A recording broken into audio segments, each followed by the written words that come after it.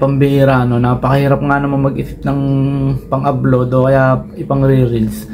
So ito par, tuturuan kita kung paano ko nga ba ginawa itong pagpitik natin nagkaroon ng pagkain sa lamesa. Umabot nga lang pala siya ng 30.1k plays o views.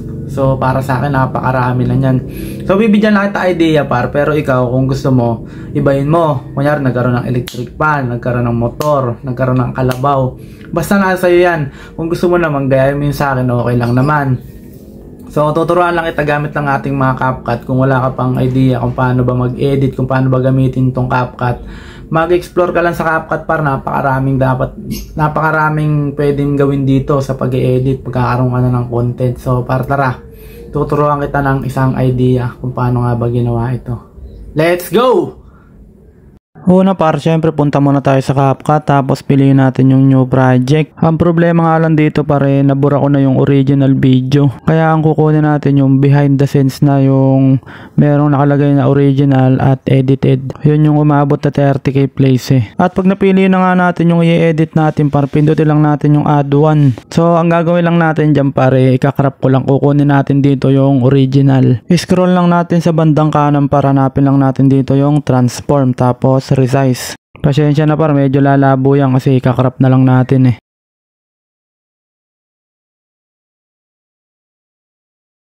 At pagkatapos nga natin i-resize to par, pindutin lang natin yung check. Tapos pagkatapos nga nyan par, hanapin lang natin yung part na pumitik na yung kamay natin. Doon tayo mag-i-split pala, tandaan natin mamaya yan. So pag nakita na nga natin yung pagpitik, i-timing lang natin na maayos. Tapos pindutin lang natin para mag-highlight yung video. Tapos pindutin lang natin yung split pala, tandaan natin yung par. Tapos sunod natin dito par, pindutin lang natin yung overlay.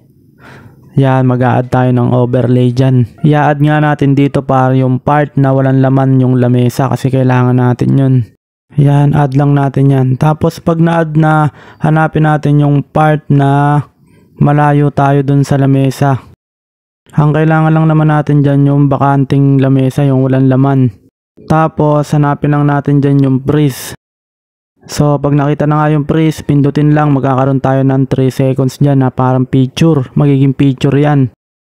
Tapos pindutin lang natin yung nasa kaliwa, yung video. Tapos pwede na natin yang i-delete, hindi na natin kailangan yan. So ganun din yung nasa kaliwang banda, yung video din yon, yung kaputol. Delete na rin natin yan, hindi na rin natin kailangan yan. Ito nga lang yung kailangan natin, yung 3 seconds. Tapos scroll nga lang natin yan, pahabain natin, pwedeng palakihin yan pag picture. Tapos ito nga par, kung natatandaan mo yung in-split natin kanina doon sa video, itatapat lang natin yun dyan, yung pagpitik natin. Dyan na tayo mag-e-edit par. So pagkatapos ito par, pindutin mo lang yung nasa baba, yung naka-overlay, tapos hanapin mo lang yung mask. Ayan, pag nakita mo na yung mask, pindutin mo lang at piliin mo lang yung circle. At pag nakita mo na nga yung circle ay itapat mo lang doon sa may lamesa para mawala yung laman ng lamesa. So dapat siguradong matatakpan lahat, yung pinggan, yung kaldero, yung kawali. Ayan, pag sakto na nga yan, pag check natin halata yung bilog, so mali yan, balik tayo sa mask, hanapin ulit natin yung mask.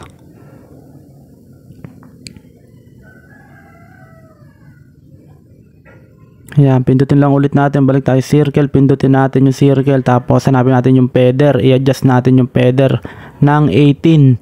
Ayan o, 18 lang, tapos back lang natin, tapos okay na yan o, hindi na halata yung guhit ng bilog.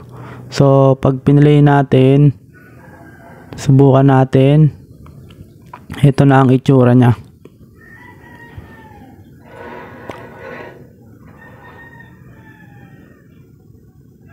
Pang, oh, 'di ba? Ganun lang kadali par, sana nasundan mo, napaka-basic lang nitong gawin. Tapos pagkatapos niyan, pindutin mo lang tong nasa dulo, yan yung logo ng CapCut, dapat wala yan. Tapos i-delete lang. Tapos pindutin natin yung 720, gawin natin 1080. Tapos i-export na, pwede na natin yan ipang reels. So ayun lang par, sana nasundan mo. Para sa iba pang tutorial mga par, please follow Kuya Bobby KB. Thank you!